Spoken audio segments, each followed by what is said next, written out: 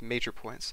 So last time we transitioned from thinking of a matrix as acting on one vector at a time to thinking of a translation of all of the points in the plane. So perhaps one of these scale matrices that just increases all of the lengths can be thought of as acting on the plane and just stretching everything to make it larger. So that was the first innovation, is thinking about this plane-wide global transformation. Then we asked what kind, the most natural question you could ask if you act on everything in the plane at once is, do areas get rescaled? Do areas get bigger? Do they get smaller? Do they stay the same? And the way to measure that was to compute the determinant of a matrix, or technically its absolute value, because areas are positive, or rescalings of areas are positive. So we saw that the determinant tells you whether areas get bigger, smaller, or stay the same.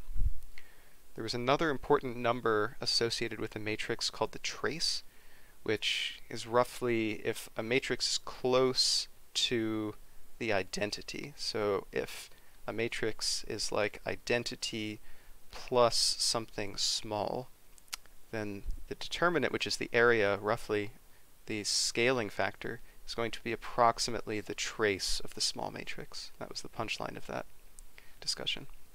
So we saw the trace. Then we asked, what if a matrix has determinant 0? Then it doesn't rescale areas, it actually collapses areas onto line segments. So it collapses all input vectors onto a line. And then we saw geometrically that means it has no inverse function, because you could ask what what input to the matrix would have an output that does not lie on that line, and the answer is there is none. So the matrix is not invertible if the determinant is 0. And then finally we asked the question, if the determinant is non-zero, can we write down the inverse matrix, the matrix which undoes this transformation explicitly? And we did. I think we ran out of time, but you saw on slides 23 and 24 in the challenge that this formula gives you the inverse matrix. So if you transform all the points in the plane by doing something, then this matrix will take you back. It undoes that transformation and returns you to the original set of points. Good, so that was everything from last time. Questions or thoughts on content from session 2? I have none. I feel that I understand it well enough. Good. Like 95%. Yeah, good. I think the capture ratio, the percentage understanding, should be comparatively high for this matrix stuff, because it's really an Algebra 2 topic, so it's rather easier than limits. Okay, what do we do today? I think this is really the most important and most interesting topic in matrices. So in a good high school class, you'll get to eigenvectors and eigenvalues, and that's about as far as you can go. So this is like the most interesting piece, really. So what will we do today? We're going to look for special distinguished vectors associated with a matrix, a special eigenvector, we call them, V. And what is special about this matrix is that when you multiply the matrix M by V, it will be a scalar multiple of the original vector V. So we're going to use this Greek letter lambda, which is almost always used for eigenvalues. So this is in LaTeX lambda. So we're going to find special vectors so that when you multiply a matrix times that vector, you just get a scalar times the same vector back. That's what's special about them. They're special in the sense that matrix multiplication acts like scalar multiplication. So we'll see a general procedure for computing those eigenvectors and eigenvalues associated with a matrix. That's going to be step 2. We'll see how to get them. And then we'll see why this so-called spectral decomposition or eigenvalue decomposition is incredibly useful if you need to multiply matrices over and over repeatedly, which comes up in most applications. So for instance, this will allow us to write down an exact formula for the Fibonacci numbers. Good, so that's the plan for today. Questions on the plan? I have none. I have none. Excellent. Okay, so a warm-up for you, since I'm sick of the sound of my own voice. I'll ask you to compute.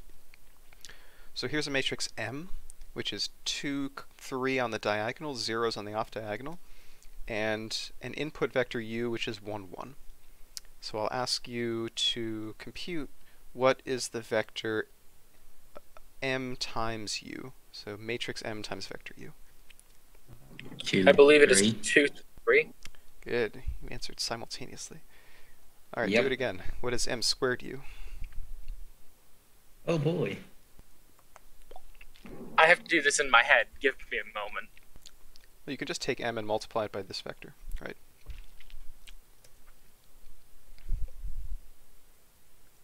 Oh, that works as well. Yeah, don't that's square the funny. matrix, just multiply m times mu.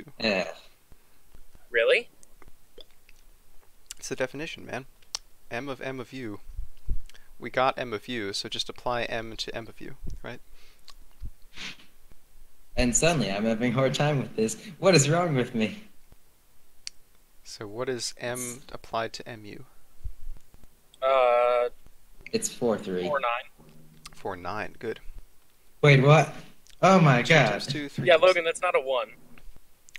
Alright, now guess the pattern. M raised to the power n, where n is a positive integer, applied to the input vector u. What is this?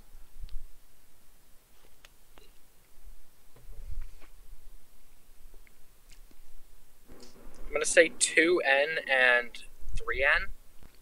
So our conjecture is 2n and 3n.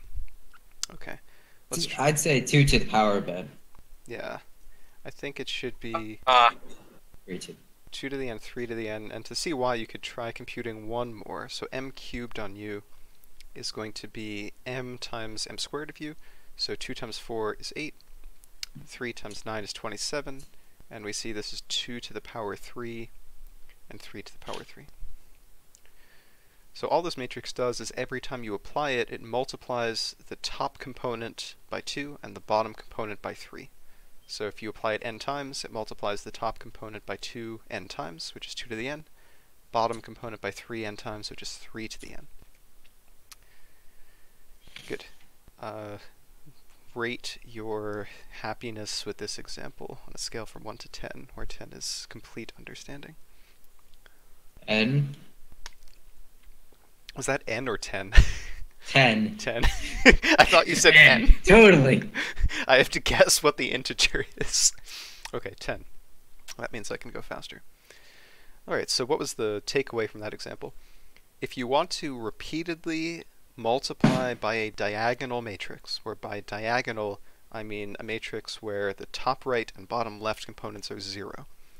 If you want to repeatedly multiply by a diagonal matrix, then it's easy, right? Because repeatedly applying m just acts like scalar multiplication on the two kind of x and y unit vectors. So this is kind of sometimes written x hat and y hat. They're the vectors that point along x and y. What do I mean? I mean if you take m and apply it to this vector, that gives you a times the same vector back, right? A times the first one, b times 0 is still 0. If you apply m to this guy, b times the lower slot gives you b times 1, or b down here. The top slot is still 0. So any input vector u comma v will have the output, after applying m n times, it'll have the output a raised to the power n times u and b raised to the power n times v. So it's very easy to repeatedly multiply by this matrix because, for instance, multiplying by 1, 0, even though it's a matrix multiplication on the left side, on the right side we've written it as a scalar multiplication, right? We've changed matrix multiplication, m times vector, into scalar multiplication, just the number a times that vector. That's why it's easy. Scalar multiplication. Questions on this? None. I have none. Good. All right. But that was a very special case because the matrix was diagonal. Most matrices do not have that property, that you multiply them by a vector and it's just a scalar times that vector. So for instance, what does sigma x do? You remember sigma x was the one with 1s on the top right and bottom left? So if you multiply sigma x times some vector u and v, then the top component of the output will be, let's see, 0 times u plus 1 times v, which is v. The bottom component will be 1 times u plus 0 times v, which is u. So sigma x swaps the top and bottom, right? It switches u in the top to v in the top and v in the bottom to u in the bottom. And obviously, the vector vu is not just some number a times the vector uv. This will not be true in general because, I mean, we've changed the positions, which is not going to, in general, just be a number times the old pair of positions. So this is much harder. It doesn't have the property from the previous slide. So you could ask, and most of our questions in linear algebra have been motivated by this, you know, freshman's dream doesn't work, so we're going to be butthurt and ask, when does it hurt, or when does it work?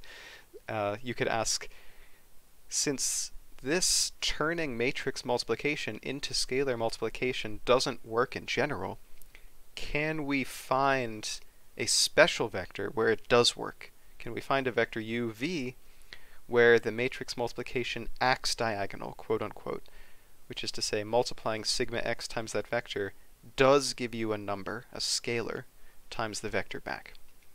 That's going to be our question. Can we find u and v? And I'll just make one comment. The question is stupidly easy if u and v are both 0, right? Because this matrix times 0, 0 gives me back 0, 0.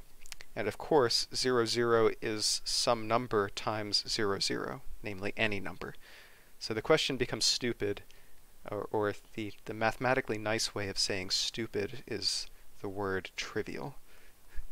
Trivial. If you ever see a mathematician say trivial, they're finding a polite way to say stupid. So we're going to try to find what mathematicians call non-trivial solutions for u and v, which simply means not stupid. So we want to find u and v not both 0 so that matrix multiplication acts like scalar multiplication. That's the goal for today. Okay, questions on this slide? No. Okay. Alright, so here's a challenge for you. For sigma x, it's actually easy enough that you can find them by inspection. And again, I guess you have to learn the lingo of what are the polite ways to say things that would otherwise make you sound like an asshole. When a mathematician says by inspection, he really means I solve the problem by just looking at it. But if you say I solved something by just looking at it, then you sound kind of arrogant. So you just say by inspection instead. So I'll ask you to solve this. Can you find by inspection two numbers u and v so that acting with sigma x on the vector uv, where I've written sigma x out for you here, gives you the same vector back? So this gives you, you could think of this as 1 times u comma v. So find a vector with this property, and then find a new vector x and y with the property that if I act with sigma x, it gives me minus 1. So this is negative the original vector back. This is the challenge. So think about that for a moment. For sigma x equals uv, would it be 1? Just 1 for u and v? So you're saying u equals v equals 1? Yes. Yes, that works. So if I put u equals v equals 1, then 0, 1, 1, 0 times 1, 1 gives me 0 times 1 plus 1 times 1 is 1 upstairs, and 1 times 1 plus 0 times 1 is 1 downstairs. So that works. Good. So the first one is solved. How about x and y? Is it negative 1? Are we not allowed to use 0, 0? Yeah, 0, 0 is the so-called trivial solution, the stupid solution. Okay. Okay, so Can it Corbin, be what was... negative 1? Yeah, so you say let which one be negative 1, x or y? X and y. So if x and y are both negative 1, then sigma x switches them, right? So it'll give me negative 1 back, but that's 1 times the input, right? Ah, okay. So we want negative 1 times the input. So I want to swap these two numbers and have the result be minus of the input, right?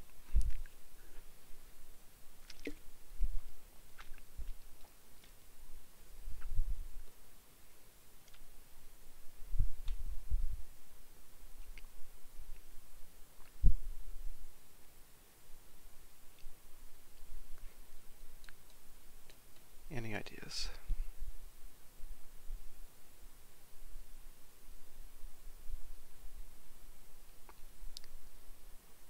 Well, maybe I'll just write out some algebra for you. So we want to find two numbers x and y, so that if we apply sigma x, which switches the two components y, x, then this is equal to minus the input. So this should be minus x, y. So can you give me, let's just focus on this last line. Can you give me two numbers x and y with the property y equals minus x and x equals minus y? It'd be 1, -1. Yeah, let's do that. X equals 1, y equals -1. That works. So we found two eigenvectors. One is 1, 1, and the other is 1, -1. And I'll write those out more cleanly on the next slide. But before we do that, questions on this, on the procedure of what we were trying to do here?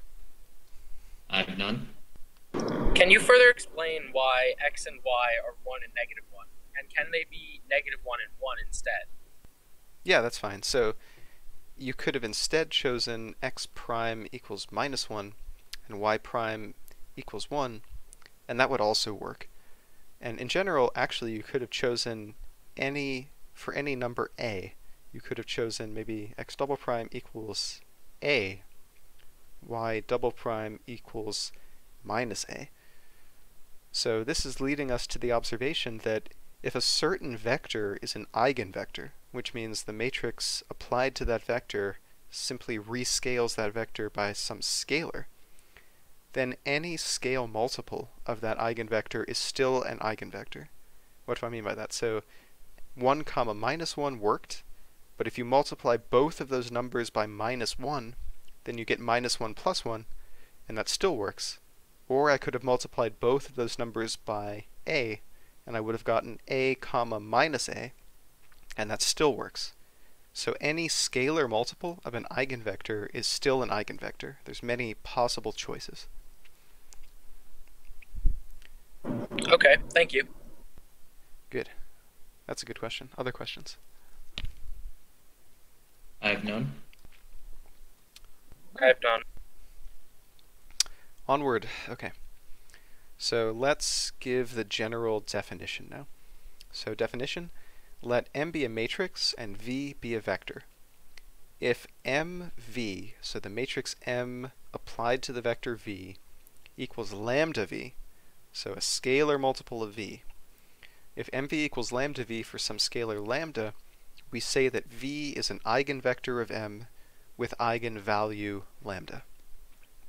And as we saw in the previous slide, you proved, or you found these examples, that if you apply sigma x to the vector 1, 1, you get the same thing back. So that's an eigenvector with lambda equals 1, because m times v equals 1 times v. So here's an eigenvector.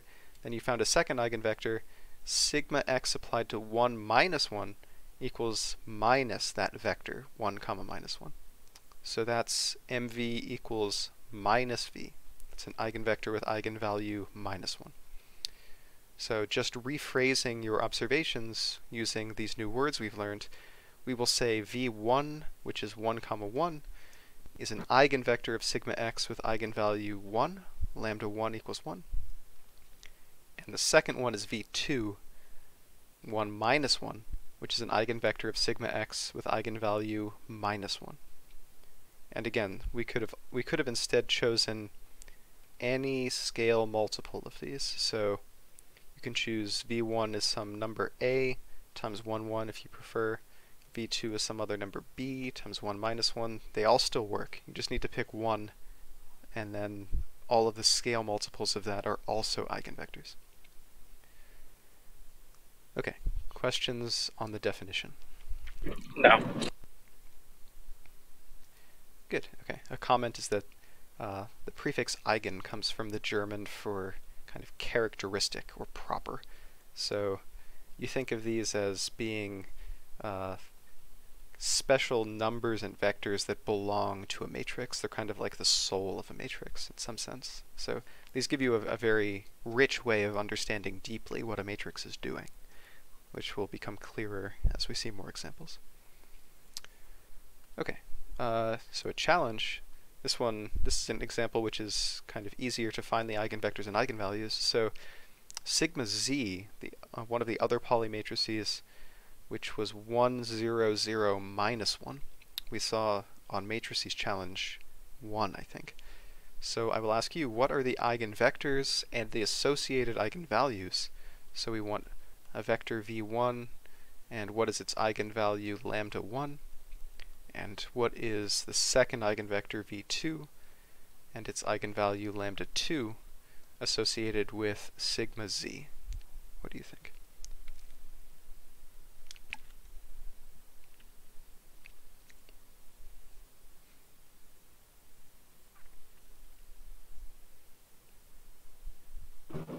I believe for v1 that it would just be 1, 1 again, I think. Let's see, so if I apply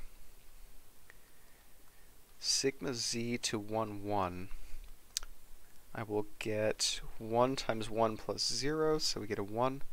0 times 1 plus minus 1 times 1 is a minus 1.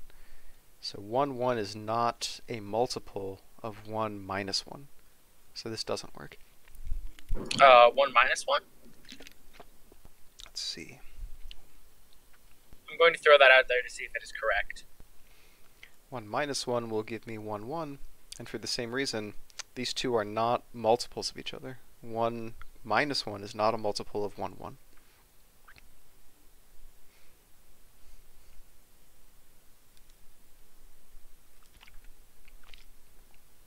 Potential answer of v1 could be 0, 1. 0, 1. Good. So as we saw for a diagonal matrix, which means one where the only non-zero entries are the top left and bottom right, the first challenge showed that this will always just multiply the x hat and y hat, the vectors that just point along x and y. It will just multiply them by a and b. Right? So this is just that example with a equals 1 and b equals minus 1. So yes, 0, 1 is an eigenvector of sigma z. What is its eigenvalue? You can look at this equation.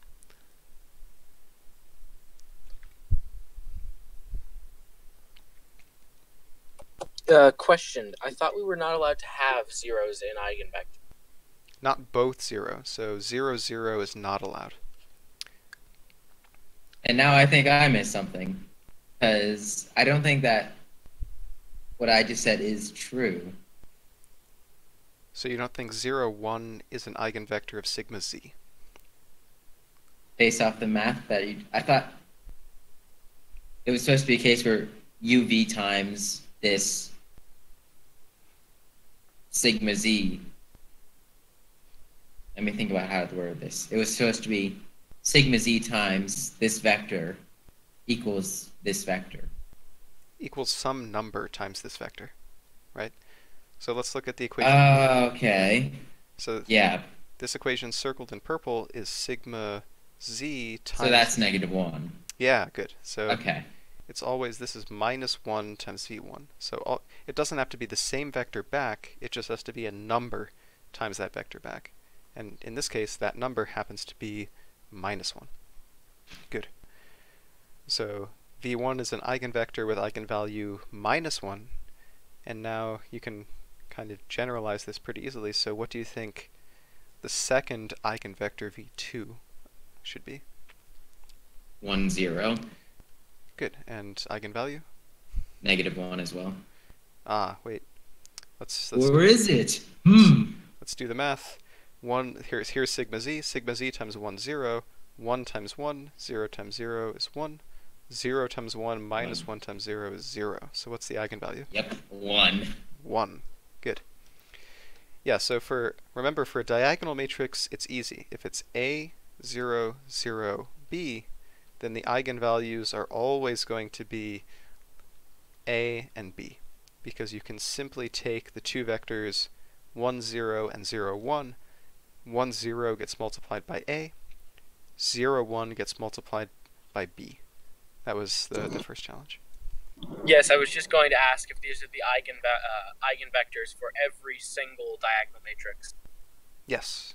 Any diagonal matrix has the eigenvectors 1, 0, and 0, 1. Good.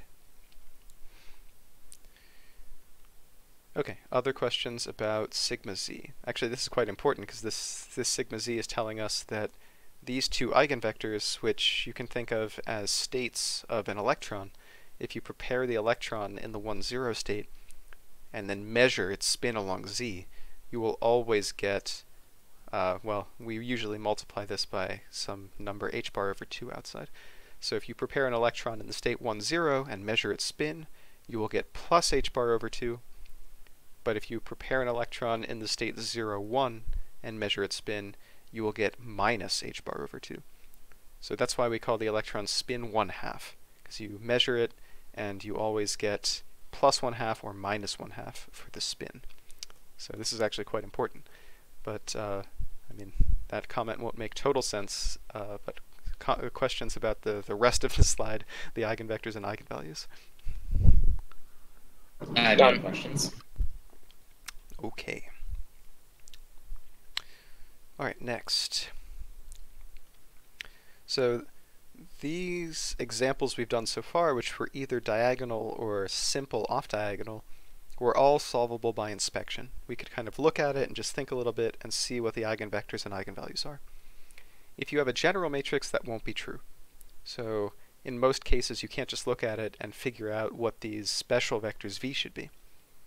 So I'd like to work towards a sort of recipe, kind of a step-by-step procedure that will give you the eigenvectors and eigenvalues for any matrix at all.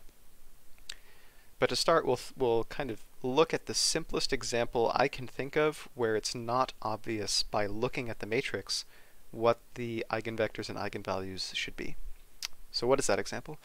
We saw on Matrices Challenge 2 that our theta, cosine theta minus sine theta, cosine theta, does a rotation by an angle theta. So let's take a special case, theta equals pi over 2, and just look at that matrix. So that matrix is cosine pi over 2 is 0, sine pi over 2 is 1, so this is a minus 1, 1 in the bottom left, 0 in the bottom right. So we're going to look at this matrix r theta, which is 0, minus 1, 1, 0. And I think this is hard enough that you can't figure it out just by staring at it, right? You might guess kind of some simple examples like 1, 1 you might try, but if you try that, you're going to get minus 1, 1, and this is not a multiple of 1, 1, so then you might try to be a little more clever and try giving a different sign to the top and bottom. So then you would say, what if I try 1 minus 1? Well, then I get 1, 1. So it seems like the matrix is being very stubborn. It's never giving me a multiple of the original vector back, because in both of these cases, it has flipped the sign on one of the two components, but left the sign on the other component the same. So these are not eigenvectors. These don't work. So we'll have to be a little more clever. How do we find u and v and the eigenvalue lambda so that this rotation matrix applied to that vector gives me a scale multiple of the vector back? We'll have to do something more creative. But before that, questions on this, or is it clear why the simple examples I've shown don't work as eigenvectors? Yes. Yes. Okay. Alright, let's see the recipe. So you can think of this as an exploration for the proof we'll eventually do.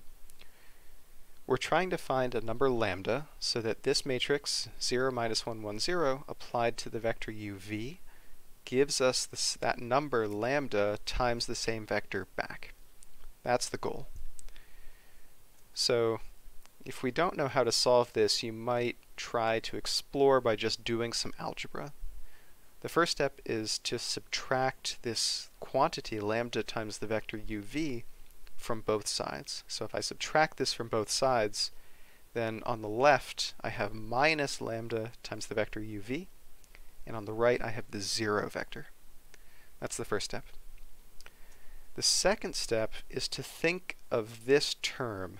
So this is minus lambda times the vector uv. You can think of that term as minus lambda times the identity matrix times uv.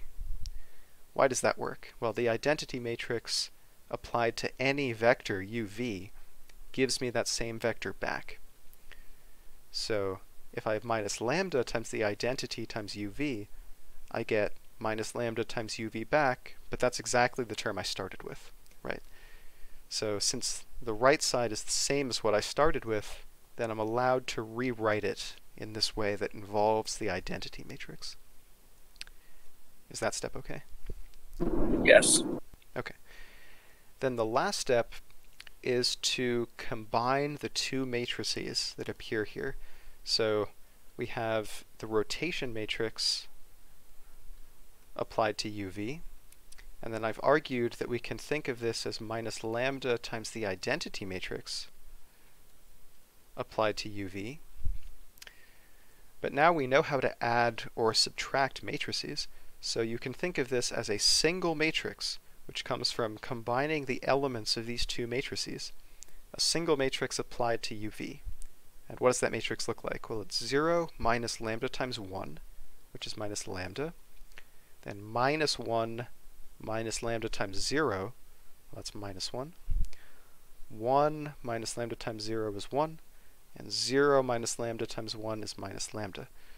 So I can combine those two terms into a single matrix, which I've written over here on the left, minus lambda minus 1, 1 minus lambda, applied to the vector uv. So are we happy that this matrix applied to the vector uv is the same as what we've written above? Yes.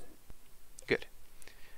Okay. So okay, for the entire time you were talking, I was over here trying to do it algebraically. Ah. So I need to read this. Sorry. Okay. That's fine. Tell me when you're done. I'll just wait.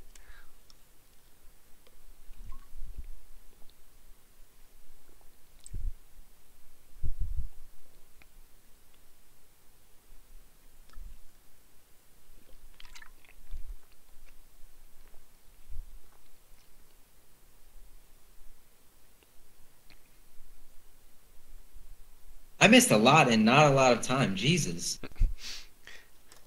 Yeah, so just to summarize, what we did was, first step, move the lambda uv to the left side. So we subtract lambda times vector uv from both sides. That leaves 0, 0 on the right side. On the left side, we had what we had before, minus lambda times uv. Then I argued we can think of lambda times the vector uv equivalently as lambda times the identity matrix times uv, because the identity matrix applied to any vector gives me the same vector back. So minus lambda identity uv is the same as minus lambda uv. So because of that, I argued we could replace this term with minus lambda identity uv. That was the second step. Then the third step was to say, well, now on the left side we have this matrix times uv minus a different matrix, lambda times the identity times uv. But we know how to add or subtract matrices, right? This matrix times uv minus this matrix times uv is the same as one single matrix, which we get by subtracting the elements of these two, times uv. And then I just computed those elements. It was 0 minus lambda, so minus lambda here, minus 1 minus 0, minus 1, 1 minus 0, 1, 0 minus lambda is minus lambda. So I just rewrote this equation as a single matrix times uv. That makes much more sense. Okay, so you agree that this equation I've written at the bottom is equivalent to the one I've written at the top after these algebra parcours steps? Yes. Okay. Now here is the key insight. This is the step which requires creativity. We're still trying to solve this, by the way, so you should remember this equation. Now, we stare at this matrix on the left. We're trying to solve matrix times vector equals 0. Let me call this matrix on the left M. We want to solve this equation for u and v, and we assume u and v are not both 0. One can be 0, but they can't both be 0. Here's the claim. If this equation has a solution where u and v are not both 0, then the matrix M cannot be invertible. M cannot have an inverse. Why is that true? Suppose by way of contradiction that there were an inverse matrix M inverse which existed. If that were true, we would apply M inverse to both sides of this equation. So this equation is M times the vector uv equals the 0 vector. If M inverse existed, we would apply M inverse to both sides. M inverse M times uv equals M inverse times the 0 vector. On the left side, M inverse M is the identity, and the identity on any vector gives you the same vector back. On the right side, we have a matrix times the 0 vector. Any matrix times the 0 vector gives me the 0 vector back. So if M inverse existed, then we would necessarily have uv equals 0, 0. But I said at the beginning, this is what we're going to call the trivial solution, the stupid solution, where they're both 0. And we're not trying to find this solution. We're trying to find a different solution. So this is a contradiction because we've assumed u and v are not both 0. So by contradiction, since we've contradicted our initial assumption, that means that the starting assumption that M inverse exists must have been false. So M must not be invertible if this solution, or sorry, if this equation has a non-trivial solution. Okay, this is the hardest step of the argument, so ask me questions.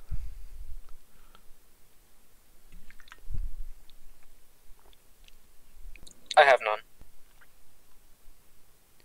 Okay, is it totally clear, or is it so opaque that you can't even formulate a question? It's clear. I'm unsure about Logan, though. Yeah, what you think, Logan? So getting an answer like this is akin to getting, when you're adding linear equations, negative x minus y added to the equation x plus y. Yeah. How it's just undefined or something. I don't even know. It has the same feel to it.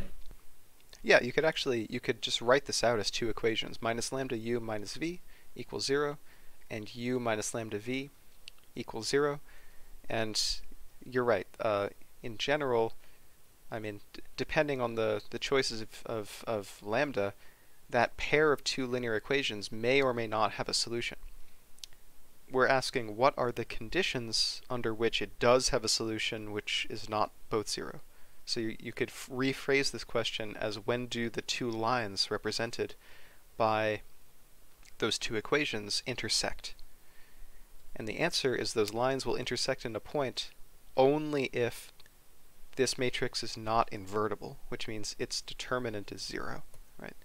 Yeah, you can think of this in terms of lines, which is, I think, what you're getting at. No, I was just thinking, oh, it's the same feeling. Like if you try to find the solution of two parallel lines, feeling is the important word. Yeah, it's more than a feeling. Actually, this is mathematically identical to that question. You could rephrase every question in matrix algebra, mu equals x, as a question about solving pairs of linear equations. When do lines intersect? So Okay. yeah, it's a very close analogy, actually. Whoops. Whoops. Okay, so it sounds like we're happy with this. So let's conclude the general argument for how to solve this. So I'll ask you actually to do the challenge here. So I claimed on the previous slide that if we have a non-trivial, a non-stupid solution for u and v, then this matrix M must not be invertible. But as we learned in session 2, when a matrix is not invertible, its determinant must be 0.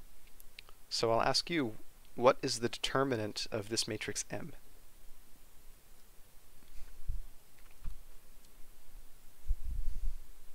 Okay, it's going to be 80 minus BC, so it's going to be lambda thinking plus 1.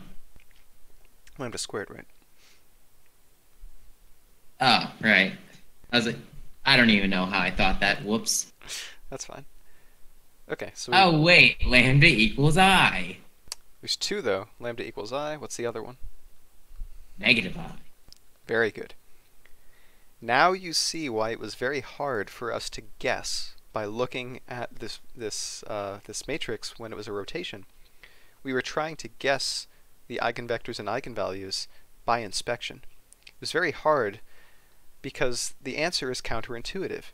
You would have thought a matrix which just rotates by an angle pi over 2, which only involves real numbers, you would have thought surely the eigenvectors and eigenvalues of this matrix only involve real numbers. What could be more real than rotating by an angle of 90 degrees in the plane? It's the most real thing you could possibly imagine.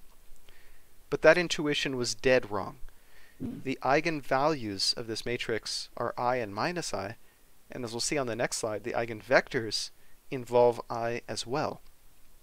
So this leads us very naturally to the conclusion that even for matrices with real entries, 0, -1, 1, 0, the most real numbers you could think of, we are forced to accept complex valued eigenvalues and eigenvectors if we want this to make sense.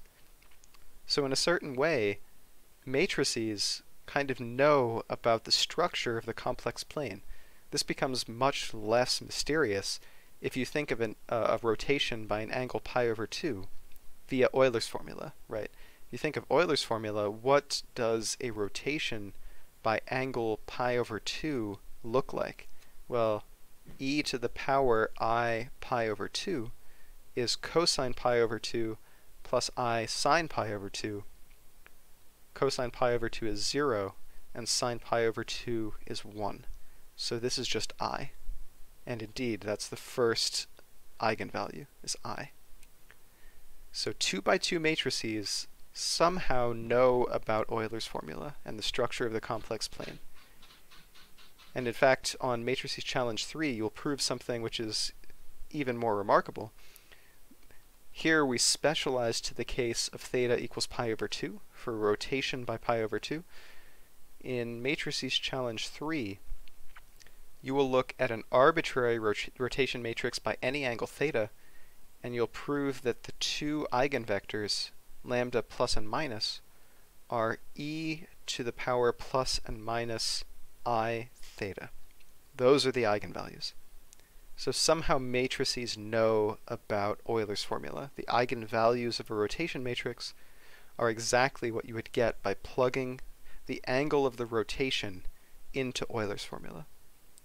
It's startling. I find this is a very surprising result. Questions on this?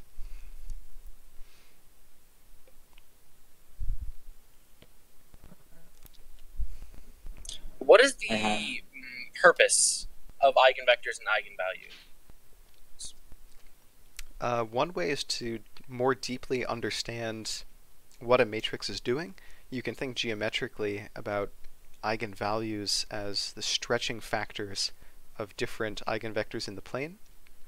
But it's hard to catalog all of the applications of eigenvectors and eigenvalues because literally every application of matrices to science and engineering use this idea. So for example, in quantum mechanics, we've seen, or I've alluded to the fact that every observable, everything you can measure, is associated with a matrix, say A. So if you can measure something, it's associated with a matrix A. What happens when you actually perform the measurement? When you measure something associated with the matrix A, you will get one of the eigenvalues of A. You always get one of the eigenvalues of the matrix A as your measurement. After you perform that measurement, the state of the system, the wave function, collapses into the eigenvector V associated with the eigenvalue lambda. So in quantum mechanics, in the most basic sense, measurements are associated with eigenvectors and eigenvalues. Another application is in dynamical systems. If you think of some chemical reaction that has two species, A and B, and they kind of, I don't know, maybe they're in equilibrium with a third species, C, then you can think of this as a 3x3 matrix which has the concentrations of A, B, and C. And this is applied to some vector which tells you how much A, B, and C do you have to begin with. And you can think of this as at each time step, I wait 1 second. So I start with 1A, 1B, and 1C at time 0. Then what do I have at time 1? Well, what I have at time 1 is what I get by multiplying this matrix times what I have at time 0. And I get some new numbers that tell me the new concentrations of A, B, and C. What do I get at time 2? I apply the matrix twice to that vector, and I get what I have at time 2, and so forth. So this is what's called a discrete time, this is almost unreadable, a discrete time Markov process.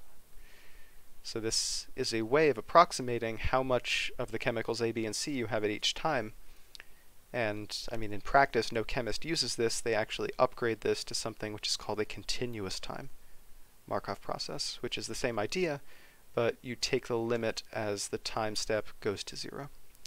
And that gives you something called the Michaelis-Menten model for kinematics. So most of the applications to engineering have a similar flavor. That's a second thing. The third thing is that in graph theory, when you think about a collection of nodes which are connected by edges, you can write down an adjacency matrix which tells you whether two nodes are connected by an edge.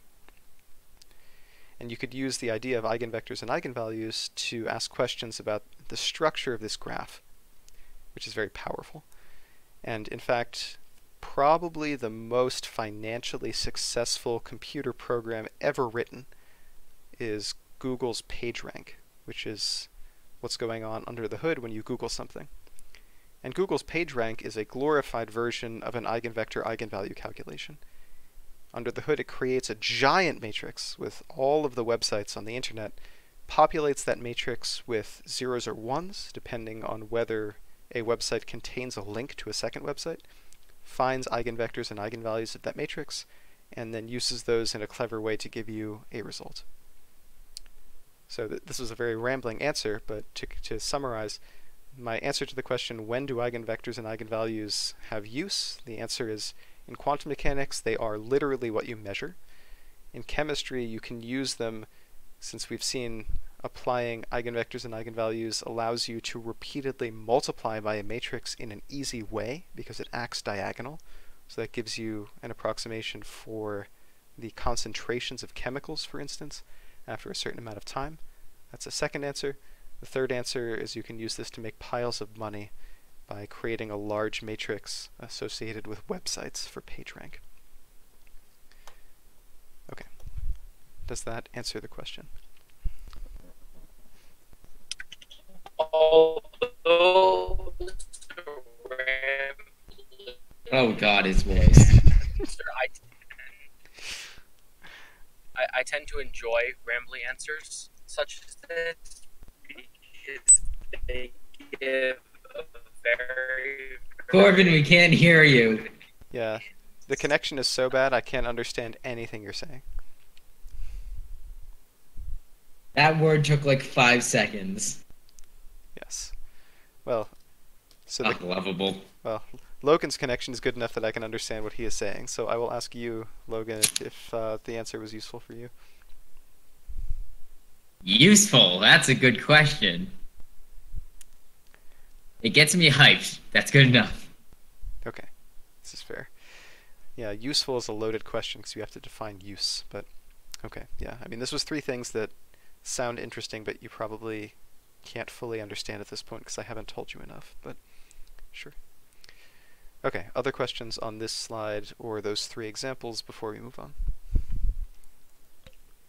I have none. Good. Okay, so here's just a clean write-up of what we just said. If you find the determinant, it's lambda squared plus 1. you set that to 0, the solutions are plus or minus I. That's what you told me a moment ago. That gives us the... What'd you say? Quick note, Corbin just left. Shit. Oh, well, alright, well, he realizes he's losing his connection. That's good. Okay, so we've solved half of the problem. Remember, we wanted to find lambda and the u and v, the eigenvalue and the eigenvector. So we've solved half of the problem. I'll use the kind of abbreviated notation. Lambda plus and minus are plus and minus I, the solutions we found on the previous slide. Now we need to find u and v. What are the vectors uv that are associated with those eigenvalues? And to find those, we go back to the original equation. M times v equals lambda times v. So here's the matrix M times the vector v has components u and v. So M times v equals plus or minus I times the vector back. And then on the left side, we can do the matrix multiplication. This gives us minus v upstairs and u downstairs, which should be the same as plus or minus iu from scalar multiplying here, and plus or minus iv from scalar multiplying here. So let's just solve those. Minus v equals plus or minus iu, and u equals plus or minus iv. So here's an important step. Whenever you're solving for u and v in an eigenvector, we've found that any scale multiple of an eigenvector is still an eigenvector. Right? This was Corbin's question on the first slide, or one of the very beginning slides. If u and v is an eigenvector, then some number a times uv is still an eigenvector. So for this reason, you can usually just look for a solution. Say let a be, 1 over v. You can find some solution where one of the components of your eigenvector is 1. Right? The argument is that I can take my eigenvector and multiply by any number, so I might as well multiply by a number that makes one of the components 1, because that makes the algebra much simpler. That's usually true. You can't do this if one of the components is 0, but most of the time you can rescale, so one of the components is 1. Okay, so I'm going to do that here to make our life easier. I'll assume... I have returned. Ah, good. We are solving for eigenvectors. So if we assume v equals 1 to rescale and make our life easier, then we need minus 1 is plus or minus iu, and u equals plus or minus I. But this is very easy to solve because the bottom equation tells us directly what u is. U is I for the lambda plus, u is minus I for the lambda minus, and then the top equation is automatically satisfied, because if u equals I, then I times I is minus 1, and if u is minus I, then minus I times minus I is again minus 1. So this gives us the two answers. The two answers, again, we assume v equals 1. The two answers should be I, 1, and minus I, 1. That's just from reading off u. U is plus I or minus I, and v is 1. So those are our eigenvectors. And then I've written that up on the left. So just to summarize, we have two eigenvalues, I and minus I, and by doing this procedure on the right, we have found the two associated eigenvectors, which are I, 1, and minus I, 1. So this is the complete solution to our question. What are the vectors and what are the numbers with the property that mv is lambda v? Questions on this?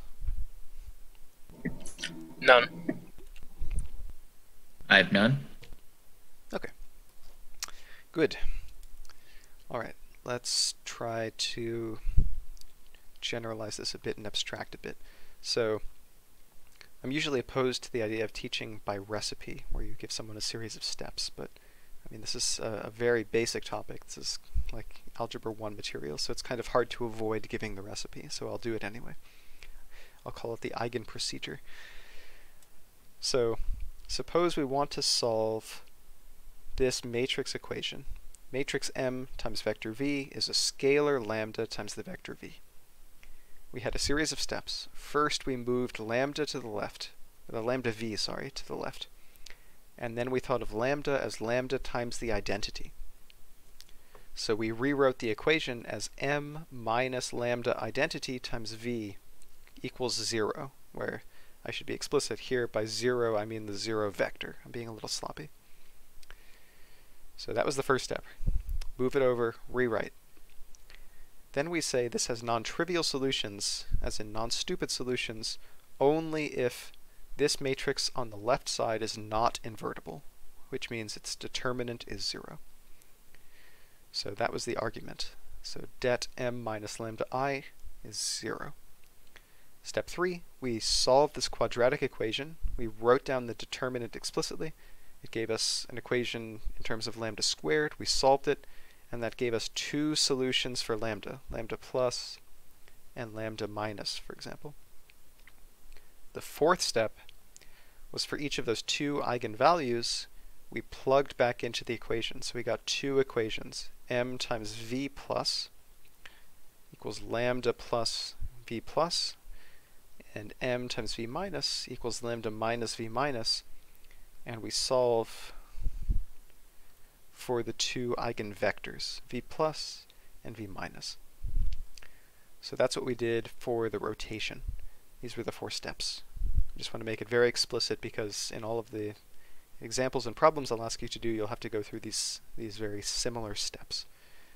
So questions? So we've effectively just created a quadratic formula for eigenvectors and eigenvalues. Well, quadratic for the eigenvalues. The eigenvectors are linear equations, but yeah. Yes. Good. Other questions? I have none. Okay. I have none. All right, now let's look at a more interesting use case. So I showed you, I think in session 1, this matrix which generates Fibonacci numbers, right? So this 1, 1, 1, 1, 1, 0 times, for example, 1, 0 is going to give us 1, 1, and then 1, 1, 1, 0 times 1, 1 is going to give us 2, 1, and likewise 1, 1, 1, 0 times 2, 1 will give us 3, 2.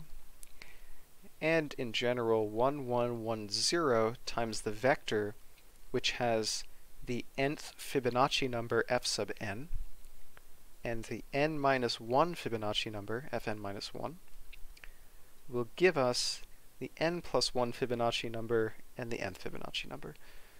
So we saw this kind of explicitly in session 1, but this matrix gives us all the Fibonacci numbers. So repeatedly multiplying by this matrix will generate Fibonacci's, which means it would be very nice if we had an easy way to multiply by this matrix over and over. But as we've seen, repeatedly multiplying by a matrix is generally hard unless it acts diagonal. If the matrix acts diagonal, then repeatedly multiplying just multiplies by, say, these numbers like a to the n or b to the m, which is much easier. So if we can make this matrix act diagonal by finding the eigenvectors, then we'll have a way to write down the most general solution for the nth Fibonacci number, which is very, very useful. So we want to solve the problem, can we find lambda in u and v, so that this matrix applied to uv is a multiple of uv. Can we find the eigenvectors and eigenvalues, because this will give us Fibonacci's. That's what I'll do on the next couple of slides. So questions on the problem or the strategy? I have none. I have none. Good. Fuck, that's not what I wanted. Can you tell me how many slides are left? Because the push to talk button is in the way of the slide number. I am on slide 18 to 25. So we're okay. 1 hour in, discounting the first 20 minutes, which were logistics. So I should be able to finish in about 40 minutes. Okay, I'm destroying my mobile data. Well, the sacrifices we make. It is a good sacrifice. Okay. Well, I will ask you again, since... fucker. This. Okay, so the first step of the procedure, remember. The first thing we did was find the determinant of the matrix of interest minus lambda times the identity. So I've written that down for you because we remember the Fibonacci matrix was 1, 1, 1, 0.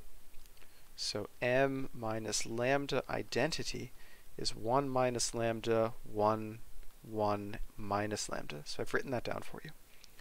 And now, the challenge to you is to take the determinant of that matrix and set it equal to 0 and solve for lambda. So first step, what is the determinant of this 2 by 2 matrix?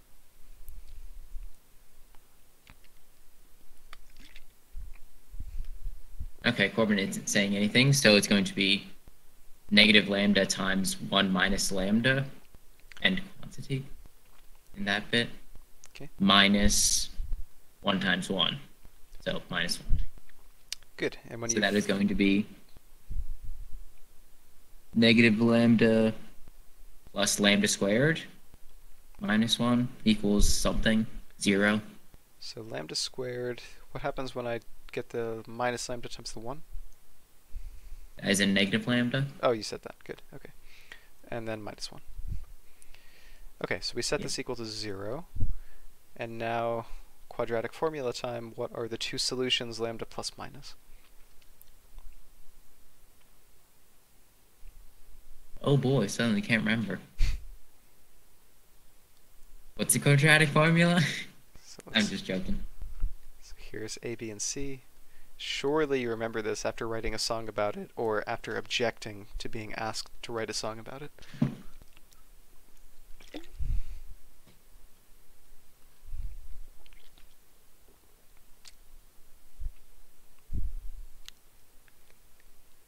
Wait, really? I seriously can't remember. Negative b plus or minus the square root of b squared minus 4ac over 2a. Man, I even wrote up a Piazza post deriving this. My lord. Okay, so what are right. What are the I lambdas? forgot about that.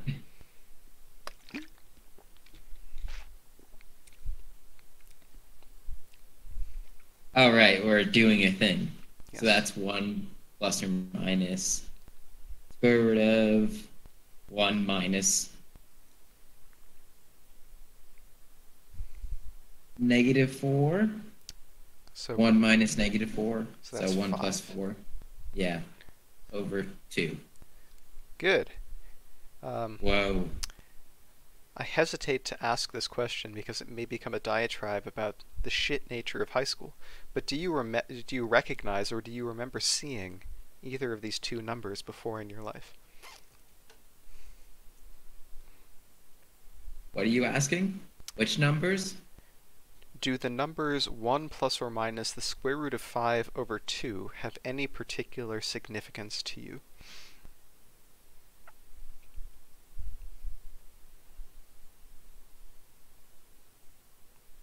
I feel like it has to do with a very weird property of line. A property of what? Lines. Wines. No. The top sign, the plus, this number, 1 plus the square root of 5 over 2, is an extremely famous constant. Wait a minute. Sometimes written as phi. This is called the golden ratio. It's a very famous number, which you should have learned about in preschool. I weep for you. Good. So this is the root of the connection between the Fibonacci numbers and the golden ratio, is that the eigenvalue, or one of the eigenvalues of the Fibonacci matrix is the golden ratio phi, which was known to the ancient Greeks. On the next slide I will show you how this is useful to us, but first, questions on this? And what's the other? Is there any particular value to 1 minus square root of 5 over 2? Also, Yeah, Corbin just left. well, poor Corbin. But yeah, 1 minus root 5 over 2 is sometimes written as the Greek letter psi, and people kind of call it in a derogatory way. They call it the phi's little brother, right? It's uh, it's less famous than the golden ratio, but it satisfies some of the same properties of phi. Um, I don't know how to explain it without recurrence equations, but basically if you set up a recurrence equation which takes in a number and then spits out a new number in a particular way, almost always, for almost any starting number, that will eventually converge to phi. So phi is very special because almost any number will eventually converge to that phi if you keep applying this rule over and over. Except if you start at this other number psi. If you apply this number to psi, or this map to psi, it will give you psi again. So psi is like a fixed point. If you apply this map to psi, it gives you psi back. But it's an unstable fixed point in the sense that if you apply a number very close to psi but not quite equal to psi, and feed that into the map, it'll move away from psi and eventually turn into phi. So psi is kind of forever alone. Like if you move a little bit away from psi, then he pushes you away from you, and eventually you forget about psi completely and fall in love with phi. So that's why phi is the more popular of the two.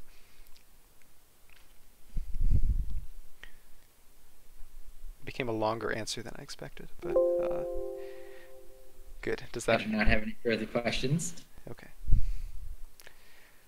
Let's see why this is useful. Damn it. Why does that key combination keeps killing the extra? There we go. Okay. Good. So here is the clean write-up of the words I just said. Here are the two solutions. The first solution, called phi, is called the golden ratio. Numerically, it's about 1.618, blah, blah, blah. The second one, which is roughly minus 0.618, is sometimes called psi.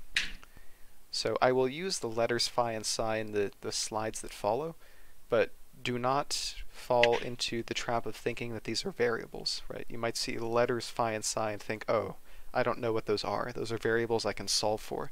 They're just numbers. We know what they are. Like phi is this number, it's like 1.6, and psi is this number, it's like minus 0.6.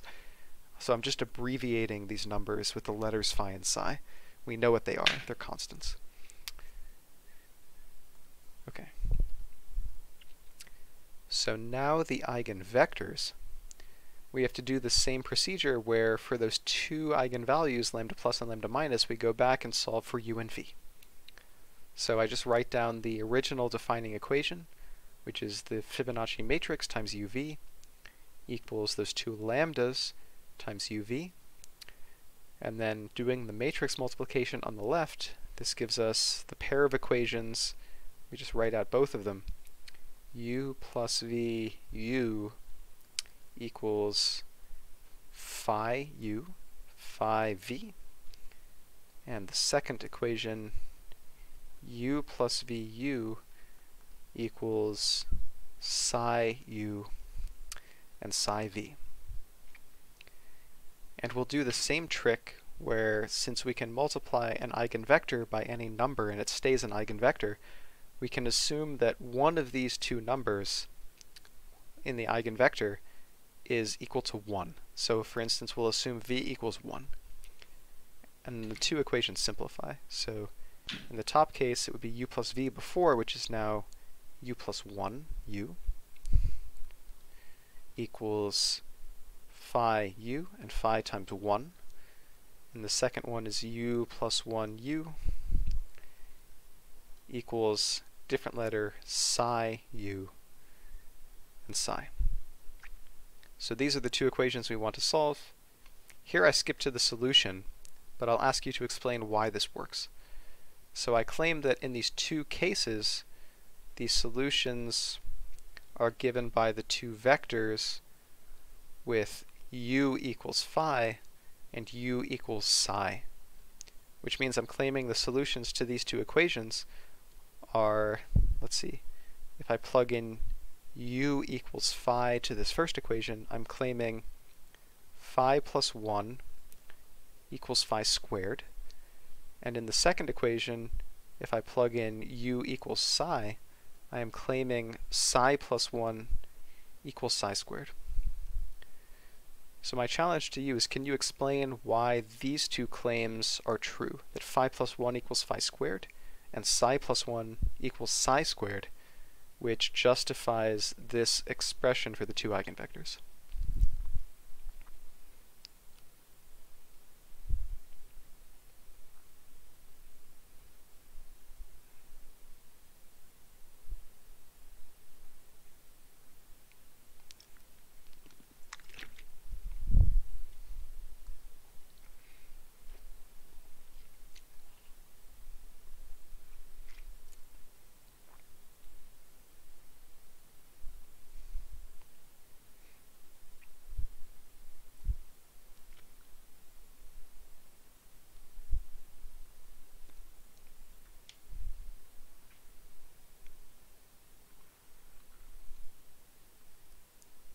Maybe a hint is to go back to the previous slide. So remember, we got phi and psi by solving this equation. Lambda squared minus lambda minus 1 equals 0. Right? So does that help you understand why these two equations should be true?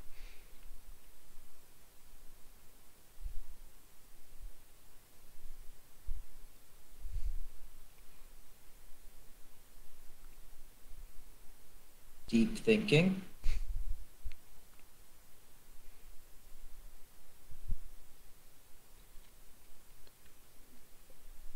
Oh, is it perhaps because they're implying that? Oh, okay, let's think about this.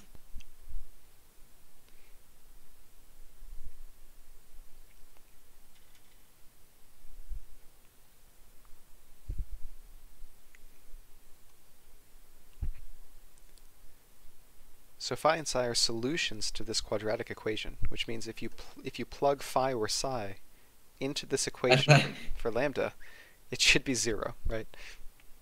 I thought you told me that. Whoops.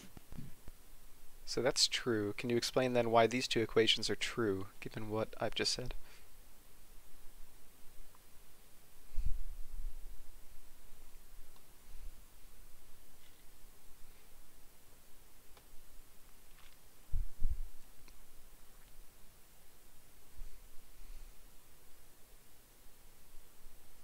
I'm confused. Okay, so I'm claiming, let me just erase everything because there's too much writing. The claim is that the two numbers phi and psi are solutions to this equation, right? So this equation, where by equation I mean this thing equals 0. So if phi and psi solve this equation, I don't know why I wrote solve 2. Phi and psi solve this equation. That means if I plug in phi or psi to this equation, it will be 0. So that means phi squared minus phi minus 1 equals 0, or moving the second and third term to the right side, phi squared equals phi plus 1. And similarly, if I plug in psi to this equation, I get psi squared minus psi minus 1 equals 0, which means psi squared equals psi plus 1. And these are the two... You know, I was here thinking, let's see, psi squared minus psi equals 1. And I was... You forgot to move psi to the other side? Psi. Okay. Is it clear now why these two equations are true, though? Yes. Okay, good. So that's from the definition of phi and psi. Well, I erased all of the algebra, but hopefully you are now... Instantly, I hate myself. Oh, it's fine. Okay, well, despite the self-hatred, I think we're now convinced that, well, we already showed that phi and psi are the two eigenvalues, and if you believe the two equations that phi squared minus phi minus 1 equals 0, and psi squared minus psi minus 1 equals 0, then these two vectors are the associated eigenvectors. So this is the complete solution to our problem. Questions on this?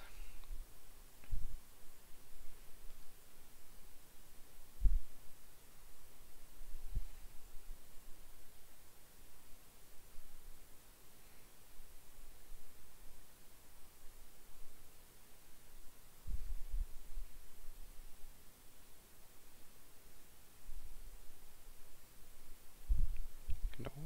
Yes?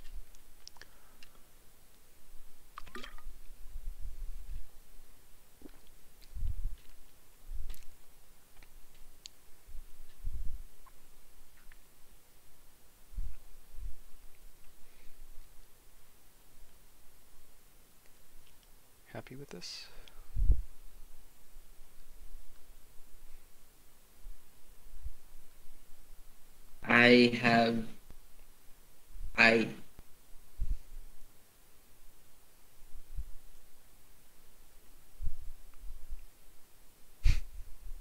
Yeah, I'm suddenly lost. I was going along with all this fine, but now I have no idea what's going on. Okay, so we were trying to solve the matrix equation 1, 1, 1, 0 times uv equals lambda times uv, and the first step was to move this to the left and set the determinant of this minus lambda identity to 0, which we did, and the two solutions of that quadratic were what I've written in the first line, lambda 1 equals phi and lambda 2 equals psi. Then we plugged those two results for lambda back into this equation, and then tried to solve for u and v to find the vectors. And the results we found for the vectors were u1 equals phi, v1 equals 1, and u1 equals psi, v1 equals 1. So these are the two vectors which solve this eigenvalue equation associated with the lambdas. So I lost the big picture. Maybe, but is the big picture more clear now, or do you need Yes. more? Okay, good. So these are the eigenvectors and eigenvalues. Okay. So let's zoom out and understand why is that useful. Why did we want the eigenvectors and eigenvalues? So this is a reiteration of what I showed before, but the reason we care about this matrix is that if you repeatedly apply this matrix to the vector, say 1, 0, then you get all the Fibonacci numbers. So 1, 1, then 2, 1, 3, 2. This is generating the Fibonacci numbers. So it's very interesting to us to understand how to apply the matrix M repeatedly to an input vector. But in general, applying a matrix repeatedly is hard, right? You have to actually apply this matrix multiplication rule over and over. It would be much easier if we only had to apply the matrix M to the eigenvectors v1 and v2. Because if we wanted to just apply M to v1, we know that each time we apply M, it would pull out a factor of lambda and give us the same vector back. If we applied similarly to v2, we would just get, say, lambda 2 to the k times v2.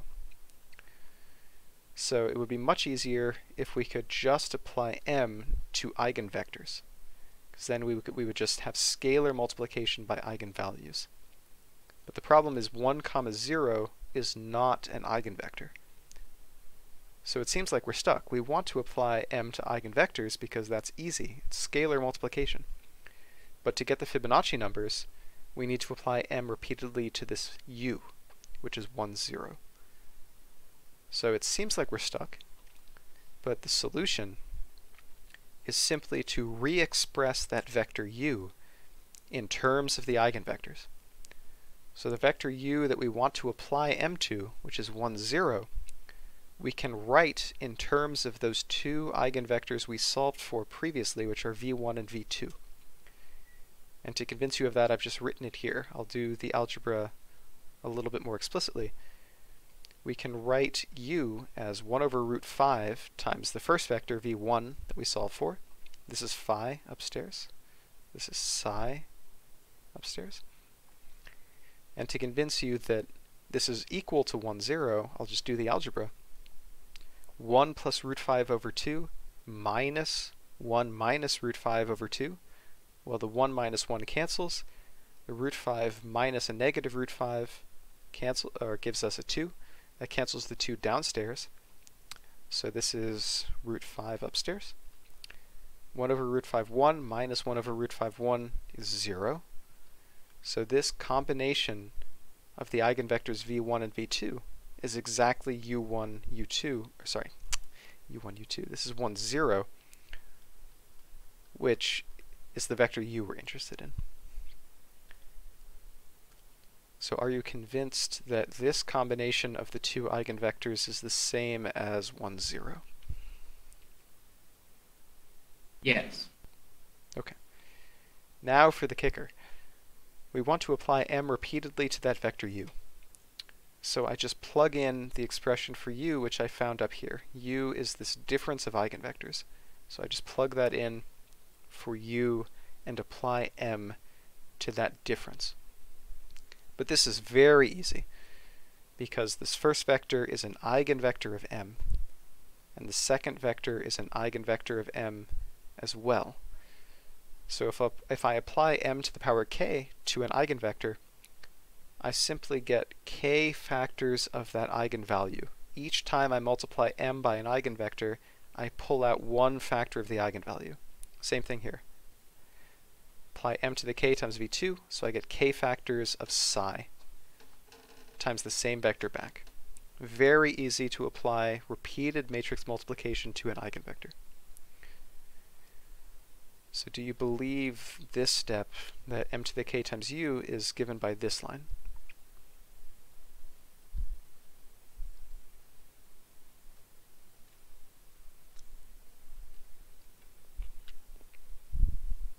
I think I need the lower step re-explained. Okay. So the definition of an eigenvector was that m times an eigenvector v1 is a number lambda, which in the case of v1 just happened to be the golden ratio phi, times that vector v1 back. So let me take this equation and apply m again to both sides. On the left side, I have m squared times v1. On the right side, I have phi times mv1, but mv1 is phi v1, so this is phi squared v1. And similarly, if you just apply m as many times as you want, each time you hit the vector v1 with m, since v1 is an eigenvector, you simply get a factor of phi times that same vector back. So if you apply m k times to v1, you're going to get k factors of the eigenvalue times the same eigenvector back. That's the power of eigenvectors and eigenvalues. You hit the vector with the matrix, you get a number times the vector back. If you hit the vector with the matrix k times, you get k factors of that number times the vector back. And in the second line, I've just used that to apply m k times to the vector v1 and give us a phi to the k, and then apply the matrix m to the vector v2 k times and get psi to the k. Does that help?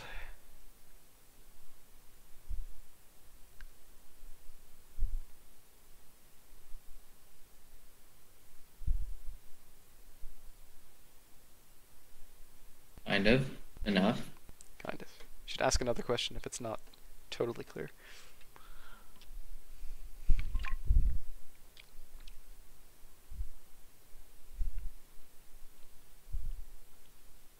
So this is going to sound like a dumb question, but can you multiply vectors?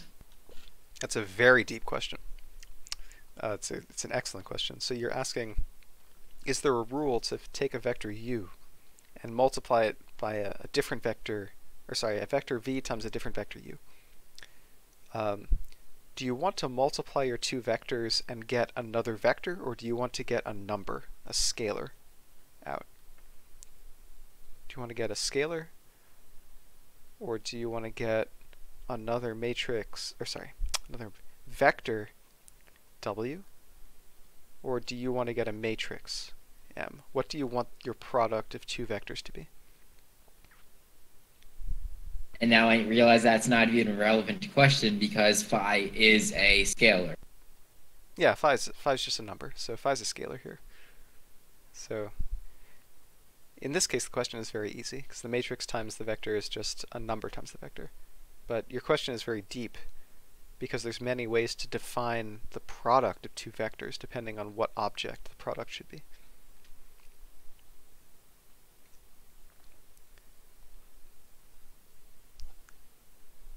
Okay. So it does not appear it has any use here. Yeah, I mean, this is not totally relevant to the discussion. It's very interesting though. So two questions. I accidentally asked a good question. Yeah, I mean, most Because questions. I was thinking that phi was a vector for whatever reason. Yeah, phi is 1 plus root 5 over 2. It's just a number. So treat this as a number like 7. This is just some number that we know. There's nothing special about it. Okay, is this step more clear or still murky? Yes. Okay. Alright, so we're basically done. This gives us the formula. So what have I done in going from this step to the next slide? All I've done is recalled that m applied k times to the starting vector u, which is 1, 0, gives us the vector which has the kth Fibonacci numbers in it, fk and fk plus 1. So we can extract a formula for fk by just taking, say, the top component of this vector. And the second thing I've done is plugged in the numbers for phi and psi. It's 1 plus or minus root 5 over 2. So those are the only steps, but in doing that, now we see the punchline. We have an answer for going from k to n. Now the nth Fibonacci number. The nth Fibonacci number is the 1 over root 5, which came from the way of writing u in terms of the eigenvectors. Remember, 1, 0, the vector u, which is 1, 0, is 1 over root 5 times v1 minus 1 over root 5 times v2. So that's where the 1 over root 5's outside come from. Inside, this is simply phi, and this is simply psi. So this is pulling out n factors of the eigenvalue. So this is the answer. Now we know if you want to compute Fibonacci numbers very quickly, say for a Project Euler problem, you can get them exactly. You don't have to iterate. You don't have to write a recursive function or something. You can just write this formula. Maybe you round it to the nearest integer if you're in Python or something, but whatever, that's a small detail. You write down this formula and you plug in any n you want. Plug in n equals 1,000. And then this will give you the 1,000th Fibonacci number without having to compute the first 999. It's much faster. Good. Questions on this? I do not have any questions. Good. Okay, on Matrices Challenge 3, you will find a similar formula for the Pell numbers. The Pell numbers are related, but somewhat distinct from the Fibonacci numbers. They, instead of, well, let's see, the Fibonacci numbers are fn is the previous Fibonacci number plus the one which was 2 steps ago. The Pell numbers are similar, except there's a factor of 2. So the Pell number is twice the previous Pell number plus the Pell number which was 2 steps ago. So in a very similar way, you can get an exact formula for all of the Pell numbers, just like the Fibonacci numbers. And the formula for the Pell numbers will involve the so-called silver ratio. Here we got the golden ratio. The Pell numbers involve the silver ratio, which is mathematically interesting in its own right. So this is in Challenge 3. You will do this. Okay, last slide and then we're done. So this is just summary, and I want to make one final comment that makes trace and determinant more important, or makes their importance more obvious at least. So the first thing is just a summary of what we said. Arbitrary matrix M, A, B, C, D. You want to find the eigenvalues. The first step of our procedure was to move lambda times v to the left side and argue that the determinant must be 0, because there's a non-trivial solution only if the matrix is not invertible. So if determinant of m minus lambda I is 0, then that means, here I'll just write it for you, m minus lambda I is a minus lambda, b, c, d minus lambda. So that means its determinant is a minus lambda times d minus lambda, which I've written here, minus b times c, which I've written here, and that should be 0 because it's not invertible. If you FOIL out this first pair of factors, you get AD minus A lambda minus D lambda plus lambda squared. So here's the lambda squared, here's the minus A lambda, here's the minus D lambda, and here's the AD. But these numbers are hopefully very familiar. This is the trace of the matrix M, and this is the determinant of the matrix M. So this polynomial, this is the quadratic you solve to find the eigenvalues lambda. It's called the characteristic polynomial. So remember, the word eigen is German for characteristic. So for some reason, which eludes me to this day, we call the number an eigenvalue, but you call the polynomial which gives you that number the English version, the characteristic polynomial. I think it would make much more sense if we called the polynomial the eigenpolynomial and just use the German word for both of them. But eigenpolynomial sounds too weird, I guess, so we call it the characteristic polynomial. Anyway, so the characteristic polynomial has the trace in front of the linear piece and the determinant as the constant piece. And now, if you remember, way back to the very first meeting we had in this group, we had a problem where there was a quadratic and I asked, or AOPS asked about the sum and the product of the roots of that polynomial in terms of these coefficients. And we found that the product of the roots was the constant term, and the sum of the roots was minus the linear term, or the linear coefficient. So that's quite important, because that means that since the roots of the characteristic polynomial are the eigenvalues, that means the determinant is always the product of the eigenvalues. The det M for any matrix M is the product of the eigenvalues. And the trace of the matrix M will always be the sum of the eigenvalues. So if you're ever computing the eigenvalues of a matrix M and want to do a sanity check to see whether your answer is right, you can just get the determinant of the matrix and get the trace and check, is the product of the eigenvalues you computed the same as the determinant, and is the sum of the eigenvalues you computed the same as the trace, right? So for a very simple example, the rotation matrix we had 0, minus 1, 1, 0 had the eigenvalues which were plus and minus I, right? So you might check, well, the product of these two, lambda plus times lambda minus, well, that's plus I times minus I, which is minus I squared, which is plus 1. The sum of those two, lambda plus lambda minus, is I plus minus I, which is 0. And then you can just check. The determinant of this matrix is 0 minus minus 1, which is 1. The trace is 0 plus 0, which is 0. And indeed they match. The trace is the sum. The determinant is the product. So this is very deep. This is the reason, in some sense, why determinant and trace are important, because they are the product and sum, respectively, of the eigenvalues. Good. Okay, so that is the last important thing I have to say. Questions about this? I do not have any questions.